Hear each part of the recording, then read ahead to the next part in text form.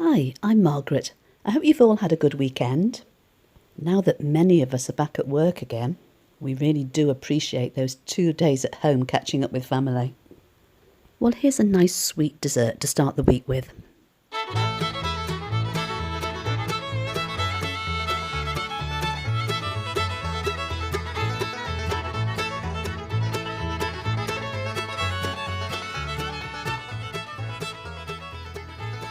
So when we've got our first 3 ingredients in, we need to heat the pot and wait for the butter to melt.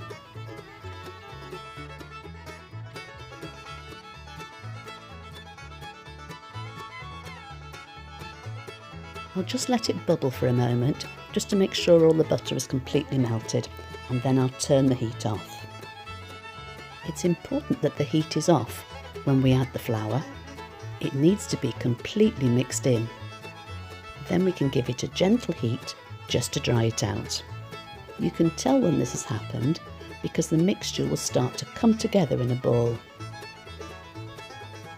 I like to pop it into a bowl just to help it to cool a little before we add the eggs. A quick mix first just to break it up a little. Then the eggs can go in one at a time with a little mix in between each. You can do this by hand, but I'm taking the easy route today and I'm using my mixer. A little mix at the end, and it should be a sticky consistency, just like that.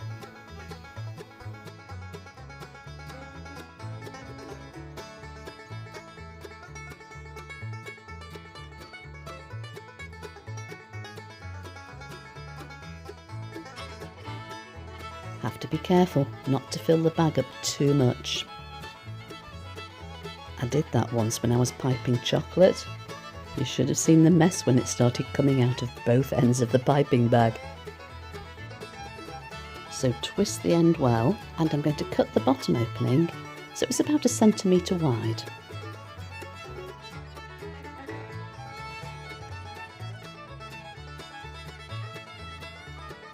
The mixture is so sticky that it glues your baking paper really well to the baking tray.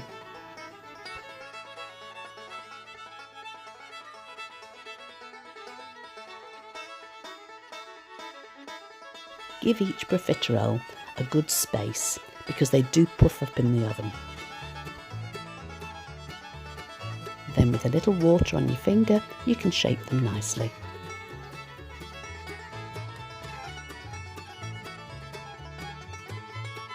Sprinkle each tray with a little water too. This gives a nice steamy atmosphere in the oven, which helps them to puff up really well.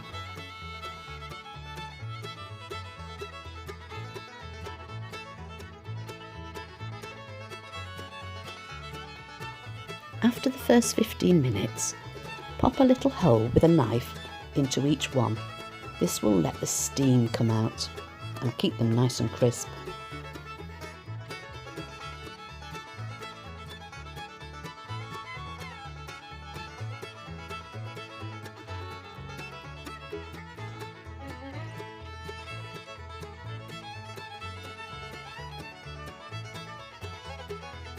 While they're cooling, we can make the filling.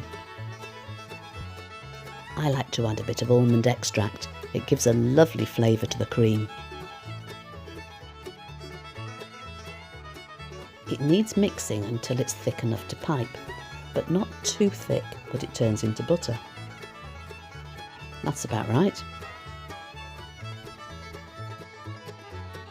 The tip on the piping bag helps here, and you can use the hole that you made before.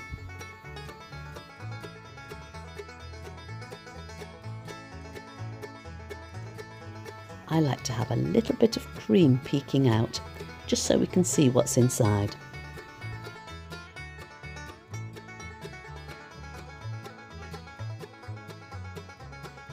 Now for the topping, you can just use chocolate melted and spread on top, but I like to add a little bit of cream to it.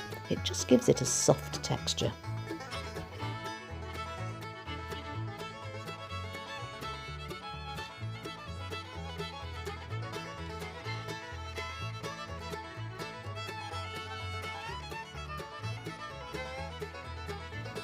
When you start to mix this, you might think it'll never thicken up, but a bit of patience and it will get there.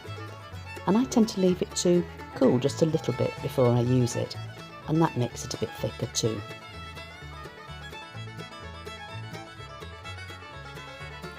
When you've topped them with chocolate, they're ready to eat. Thanks so much for joining me today. Take care, and I'll catch you all again very soon.